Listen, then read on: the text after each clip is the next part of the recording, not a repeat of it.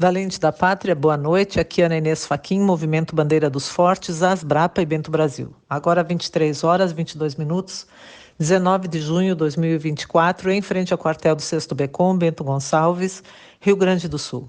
Ouve bem o que eu vou te dizer. Isso não é sobre o Rio Grande do Sul. É sobre tu mesmo. Entenda. O que está acontecendo com o Rio Grande do Sul não é enchente. Até porque uma enchente, tu imagina assim, alagar 100 metros as margens de um rio, 200 metros, 500 metros, 1 quilômetro. Quanto tu acha que alagou? Quase 10 quilômetros. No centro de Lajeado, a água passou 1 metro acima do 4º andar de alguns prédios. O Taquari, o rio Taquari, subiu a 34 metros. Na primeira onda, lá no início de maio, a chuva durou alguns dias, mas os rios subiram em poucas horas durante uma única noite. Isso não é enchente. Isso é método. Pessoas estavam dormindo. Muitas tinham até sido tranquilizadas por autoridades e acordaram com a água subindo 2 metros por hora. Aí a primeira reação, vamos levantar as coisas. E aí tu vai tentar abrir a porta. A porta é de madeira, ela incha, ela não abre. As janelas têm grades, não dá para te sair pela janela. As pessoas ficaram trancadas. O teto é de concreto. E a água passou do telhado.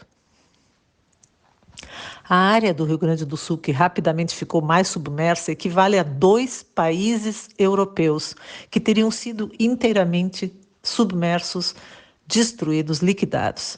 Esse é o tamanho do problema aqui e está bem longe de acabar. Neste momento, 50 dias depois da primeira onda, já foram 6 ondas desde então, a água já baixou e voltou a inundar. E a maior parte das ruas de dezenas de cidades está repleta de montanhas de lixo, lodo, ratos, escombros, coisas retiradas de dentro das casas que sobraram, nada mais pode ser aproveitado. E a qualquer nova chuva, tudo isso ajuda a entupir ainda mais a tubulação e aumenta o assoreamento dos rios. Em outras ruas, então, não sobrou nada, tá? Nem as pedras do calçamento. A fúria das águas levou tudo para dentro do leito dos rios. E levou não só as lavouras, mas o solo, deixando exposto o subsolo em carne viva. Leva anos para recuperar uma terra assim. Em cidades grandes como Canoas e até boa parte da capital Porto Alegre, não dá para se aguentar o cheiro da morte. Por tudo. E as pessoas têm que conviver. Como disse um dos voluntários corajosos, não dá para refletir, tu tem que endurecer e ir. Agora é carro de funerária, é bicho morto, é gente tendo desmaio quando abre a porta da casa. Os ratos invadiram até o 2º piso, atacam os moradores quando entram. Um caos. É leptospirose, é doença de pele, é doença pulmonar, é depressão. Tudo isso já tomou conta do pessoal e tem possibilidade de começar a aparecer caso de tipo, hepatite A, meningite. E os primeiros que conseguirem mobiliar suas casas vão ter que ficar de plantão para não serem saqueados. Este é o cenário. E agora qualquer chuva volta a alagar tudo de novo. Aí tu me pergunta, tá, Ana, mas então pode inundar tudo de novo? Pode. O que foi feito até o momento para impedir que as casas voltem a inundar? Foi iniciado o desassoreamento do Guaíba? Começaram a colocar contenções nas margens dos rios, como se faz em qualquer lugar do mundo? O que as autoridades estão fazendo a respeito? Pois é a pergunta que não quer calar. Na quinta-feira passada, o desgovernador, o nosso, que é cria dos globalistas, tu sabe disso, publicou um vídeo, assim todo com ar assustado, para alertar que viria mais uma chuvarada nesse fim de semana. Um vídeo realmente muito útil para ele se isentar do que viria a acontecer, e aconteceu, e mais ainda para instigar o pânico, né? A principal ferramenta globalista que todos nós já conhecemos. No entanto, antes lá da primeira onda, quando tudo submergiu, né? Alguém viu um vídeo assim de alerta? Afinal, as previsões do tempo eram piores do que agora e elas aconteceram também lá. Deixa eu te falar uma coisa. Aqui no Sul, tá? Agora, verdade e fake news ou notícia falsa, tá? Verdade e notícia falsa passaram a ser a mesma coisa, sinônimos. Tu tá entendendo? Eu sei que tu tá. Tu é inteligente e vai entender o que eu te digo agora.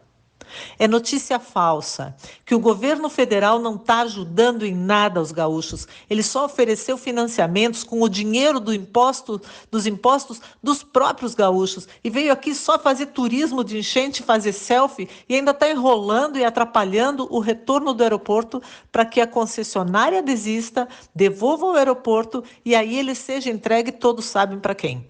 É notícia falsa que quem drenou a água do aeroporto Salgado Filho foram os arrozeiros gaúchos. É notícia falsa que a Celesc de Santa Catarina foi quem trouxe a luz em lugares que estavam há mais de 20 dias sem luz na área atingida. É notícia falsa que autoridades se apropriaram de doações para uso político. É notícia falsa que abrigos de voluntários foram fechados por autoridades para colocar todo mundo num galpão em fila por migalhas.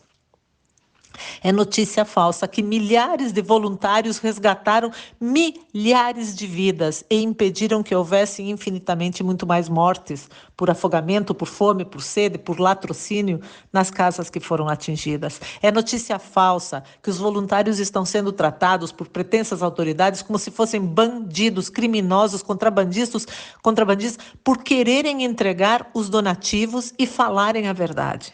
É notícia falsa que autoridades não têm qualquer interesse em desassorear os rios agora ou de fazer contenções eficazes. Os dados oficiais dizem que 173 óbitos foram confirmados em todo o estado, mas alertam, que está sendo apurado se essas mortes estão todas relacionadas aos tais eventos meteorológicos. Pois então, 173 óbitos não significa que morreram 173 pessoas nesse massacre. Olha o sofisma. Significa que a Defesa Civil encontrou 173 corpos. Os mortos que a Defesa Civil ainda não encontrou e poderá jamais encontrar, obviamente não poderiam estar nesta conta. O Corpo de Bombeiros do Rio Grande do Sul não tem equipamentos para detecção de calor para encontrar corpos soterrados. Um pedaço de uma perna humana foi encontrado em Roca Salles. A fúria das águas aqui foi tamanha ao ponto de destroçar árvores centenárias, tratores, prédios. Seria uma ingenuidade pensar que corpos humanos não tenham sido despedaçados, esmigalhados e jamais haverão de ser encontrados, sequer serão estatística oficial. Centenas de milhares de casas submersas. Para onde foram essas pessoas? Nos abrigos, nem 10%. Para onde foram? Para a casa dos amigos em outras cidades, outros estados, mas tantos assim, e saíram como? A nado? Porque até aqui onde que eu estou, que é alto, nós estávamos isolados, não tinha sequer estrada, não tinha como sair da cidade. Alguém viu essa gigantesca quantidade de pessoas se deslocando para algum lugar? Mas tem um fato curioso. Olha só, o site da Transparência, aliás, o portal da Transparência Nacional divulga mês a mês, ano a ano, os nascimentos, os casamentos e os óbitos, cidade a cidade de todo o país. E eu fui pesquisar. E veja o que eu achei. Algumas cidades gaúchas no mês de maio dos últimos 7 anos, ou seja, desde antes da pandemia, acredite, em 3 das cidades gaúchas mais atingidas por essa catástrofe, São Leopoldo, Eldorado do Sul e Porto Alegre, o número de óbitos registrados em maio de 2024, mês da enchente, é o menor dos últimos 7 anos. Em Porto Alegre chega a ser 40% menor, quase metade do que foi em 2023, e 30% menor do que foi em maio de 2018 e maio de 2019. Exatamente isso que tu ouviste. Em Eldorado do Sul, a cidade que ficou totalmente submersa, morreu somente uma pessoa em maio deste ano, mais 2 em junho, de acordo com o portal da Transparência. Mas a Defesa Civil tem o nome de 6 mortos nas enchentes de maio até agora. Afinal, quem sabe quantos morreram nesta tragédia no Rio Grande do Sul? Dezenas? Centenas? Milhares? Centenas de milhares? Se os números não batem, nem mesmo os oficiais. E antes que algum milagre aconteça, alterando números aleatoriamente, eu quero dizer que eu já fiz o print de todos os dados. E prints são eternos.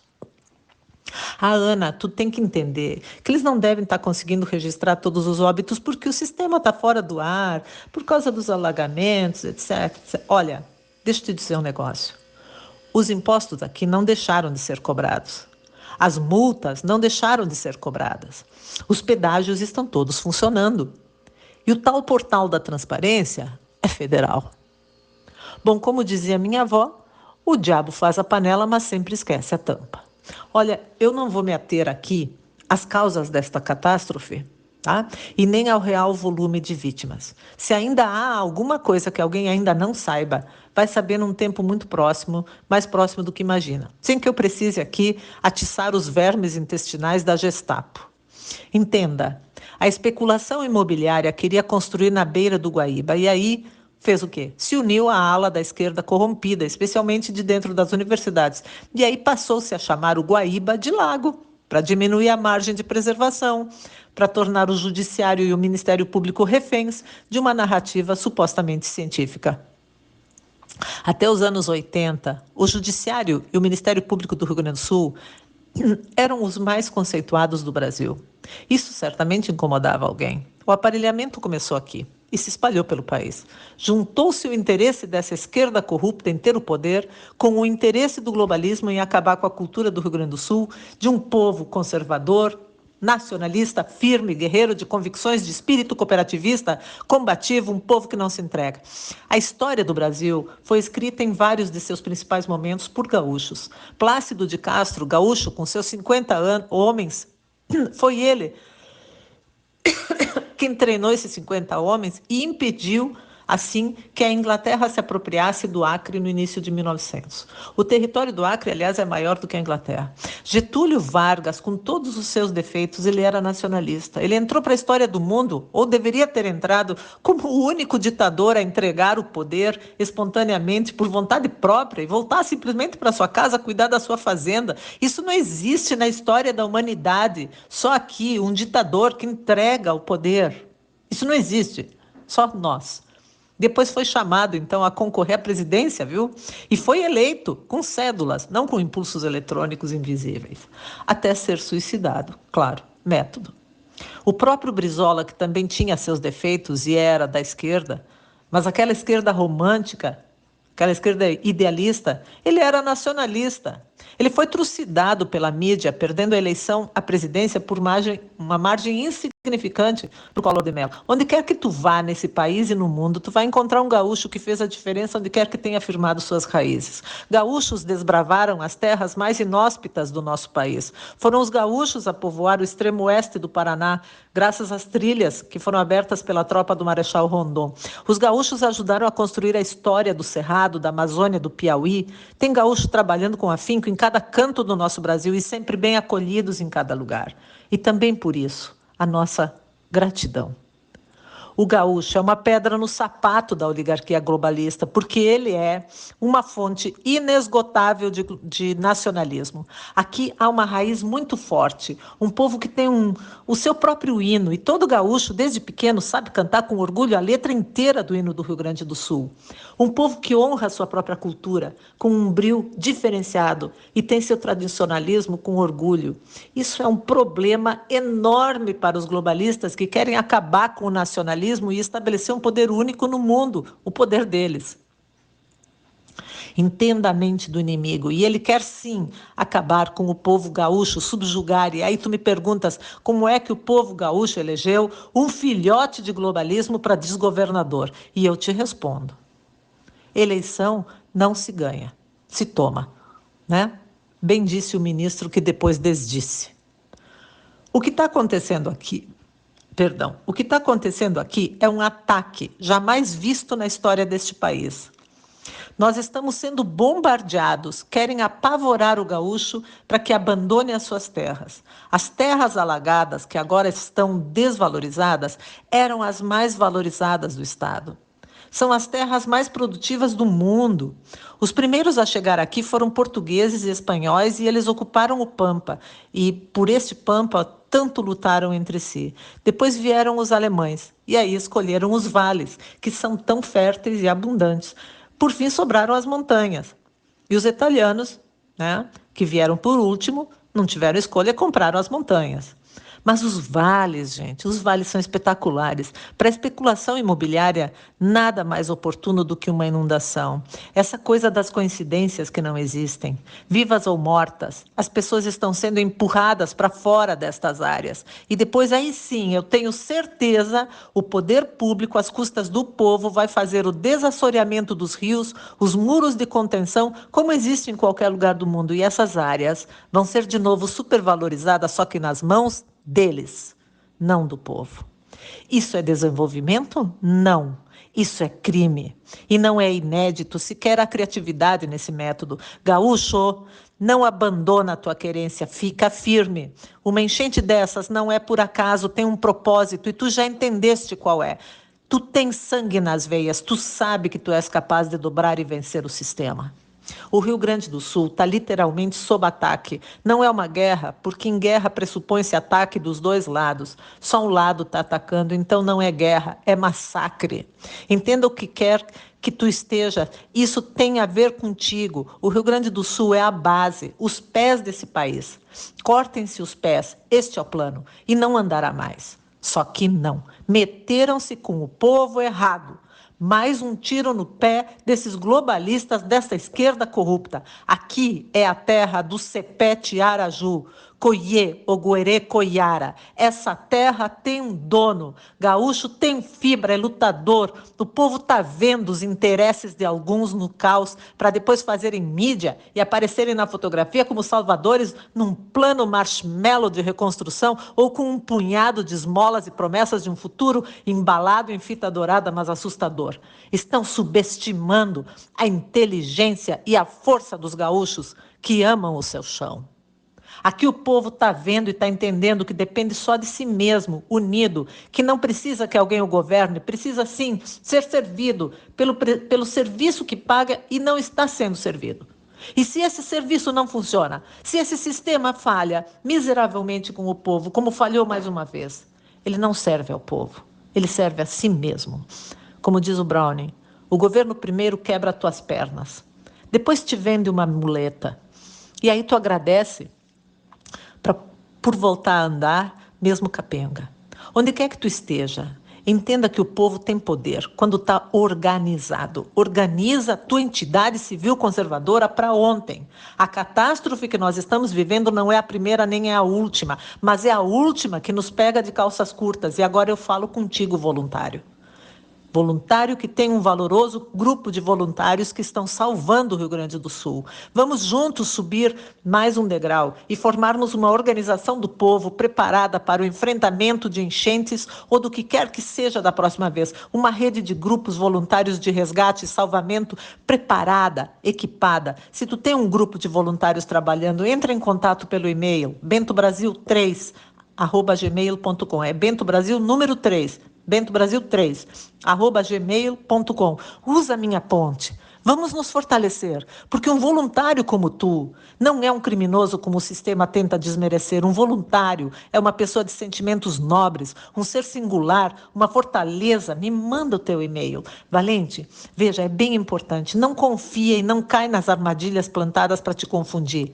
Há uma clara tentativa de desconstrução da imagem do nosso exército por conta de meia dúzia de generais de moral duvidosa e de quem conhece bem táticas de guerrilha.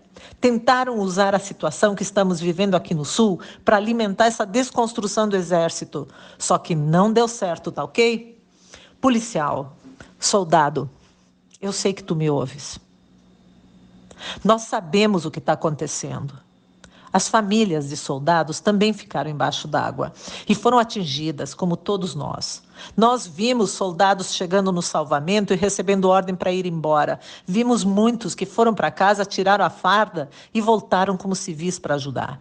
Nós, civis e militares, subimos juntos nos mesmos barcos para salvar vidas nessa enchente. Sabemos que por décadas o inimigo vem tentando nos dividir. O povo armado e o povo desarmado não podem ficar divididos e isso não funciona mais, não aqui no Sul, porque nós nos juntamos todos salvando vidas.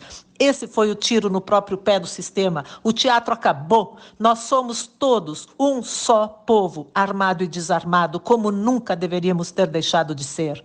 E estamos cada vez mais juntos aqui. salvando pessoas. Nada mais vai nos separar, nem que se compre a desonra de uns poucos generais cujos nomes a história vai apagar. A história não fala do covarde, e o povo já está com o povo. E tu, valente da pátria, onde quer que tu esteja, te organiza. Cria a tua entidade, o teu grupo de enfrentamento a isso que os globalistas chamam de catástrofes naturais. Naturais, famecharo. Porque elas vêm, tá? Nós aqui no Sul estamos empenhados em nos fortalecer, nos organizando cada dia mais. Então, não perde tempo, porque o inimigo não quer só o Rio Grande do Sul, capite? Se tu precisa de ajuda para te organizar, me manda um e-mail. Eu, às vezes, até demoro para responder, eu entendo. Mas, assim, eu sempre respondo. Entenda o momento.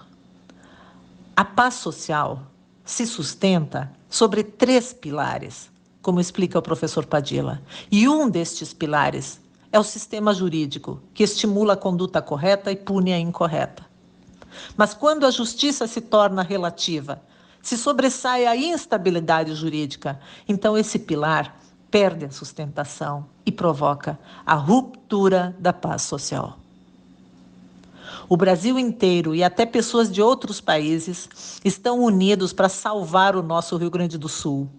A nossa imensa gratidão, mas bem mais do que isso, nós, gaúchos e gaúchas, de todas as querências que por tantas vezes escrevemos a história em momentos decisivos do nosso país, muito mais do que gratidão, nós teremos a satisfação e o dever de retribuir na hora certa, de quitarmos essa dívida de honra e todos juntos salvarmos o nosso Brasil do que quer que o ameace. Essa é uma dívida de honra de um povo gaúcho aguerrido, agora mais unido do que nunca, um povo que aprendeu da forma mais difícil, que é o povo pelo povo, nada mais. Tudo nos une, nada nos separa.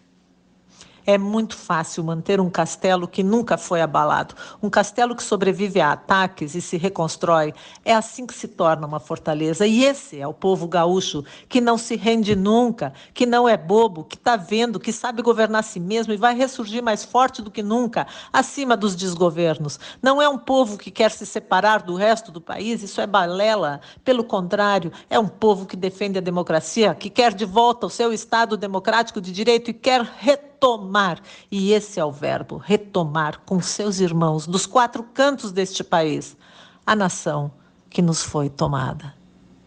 Sustentar o fogo, que a vitória é nossa. Hoje, somos todos gaúchos e nós escolhemos encarnar neste lugar para vencer essa luta espiritual contra o mal. E vamos marcar a história do mundo de uma vez para sempre com o mais consagrado verso do hino do Rio Grande do Sul. Sirvam nossas façanhas de modelo a toda a terra, porque Deus é conosco. Amém.